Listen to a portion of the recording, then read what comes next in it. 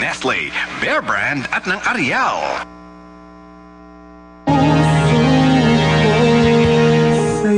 Meron po kasi akong gustong sabihin sa inyo. Nasabi na sa amin ni Dr. Cisneros ang lahat tungkol sa operasyon. Pero nasa iyo pa rin ang huling pagpapasya, Marichoy. Tama kayo, kaya nga sasabihin ko na. Kung sakaling mang may masamang mangyari sa akin, pues, pupunta na ako sa langit. Alam naman natin na gagawin ni Doktor ang lahat para tulungan ako. Pero kung mabaliw man ako, bago yun. Ay. Total naman, naranasan ko ng magmahal. Naranasan ko ng malungkot. Naranasan ko ng maging isang ina. At napakaganda ng anak ko. Napakabait na bata. Meron na akong mga magulang. At ngayon, nasa akin na ang lahat. Kaya handa na akong magpa-opera at ano man ang mangyari, handa na akong sumugal. Iha. Pero kung sakaling hindi magandang kalabasan nito, ayokong sisisihin niyo si Pablo o kung sino man. Dahil sarili ko tong pagpapasya. Hindi ng iba. Ma'am Onelia, may hihingin akong pabor. Ano yun? Sabihin mo, Iha. Kahit ano pwede. Ganito, kung sakali mang makita niyo si Juan Miguel, pakisabi niyo sa kanya na naging masaya ako uli. Na nagmamahal uli ako ngayon at wala akong anumang sama ng loob. At pinatawad ko na siya sa lahat.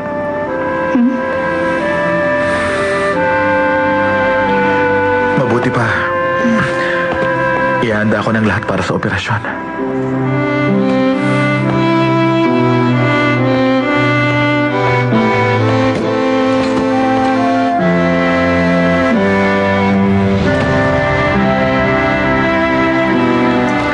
Kinakabahan ka pa ba? Oo, medyo. Pero tinulungan mo ako. Pinapanatag mo ako, binibigyan mo ako ng lakas. Mabuti kung gano'n, Rafael. Pareho lang naman tayo dahil ikaw din na nagpapalakas sa akin. Elsa, meron tayong gagawin. Makinig ka sa akin. Tumitingala tayo sa langit pag may hinihingi tayo sa Diyos, di ba? At kahit walang nakikita ang sarili kong mga mata, pwede kong gamitin ang puso ko.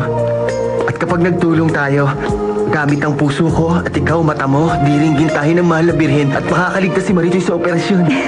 Tara na sa chapel. Hindi. Dito pwede na. Kumusta lalaking bulag? Kumusta ang araw mo ngayon? Lumayas ka nga rito. Alis! Umalis ka na, Ana Julia! Ay naku, hindi mo na ako kailangang itaboy. Aalis talaga ako dahil alam kong nasa kwarto yung babaeng bulag at o-operahan na siya. Pero, tingnan natin kung matuloy yun. Iwan ko na kayo. Teka, hindi pala doon. Dito pala. Sabi nga. Tutulungan na kita. Hayaan mo na ako. Mas mahalaga sa akin si Marichoy. Huwag mo nga hayaan kausapin siya ng babaeng ito. Ay, pasensya ka na, pero huli na talaga ang lahat. Huli na talaga ang lahat. Ang dapat dito sa tungkod mo, sinisipa.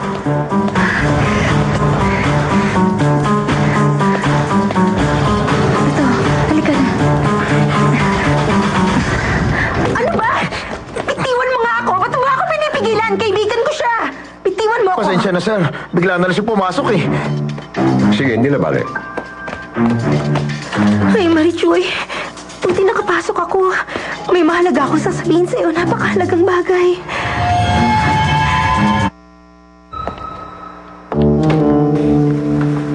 Ba't nandito ang babaeng yan? Pasensya na kung hindi kita nadadalaw lagi, Marichoy. Ang dami ko lang kasing mga problema. Alam mo, Ana Julia, alam kong palagi kang nagsisinungaling. Ayoko sa mga taong sinungaling. At tingin ko yun ang dahilan. Kaya marami kang problema. Mukhang nalaso na rin nila pati ang puso mo. Pinaghihiwalay na nila tayo. Buwis na babae ito. Pagbabayaran mo ang lahat ng itong bulaga. Narinig mo naman yung sinabi ng pasyente, di ba? Umalis ka na rito dahil o-operahan ko siya. Kailangan niya maganda. Marichoy, meron akong mahalagang sasabihin. Hoy, tumigil ka nga!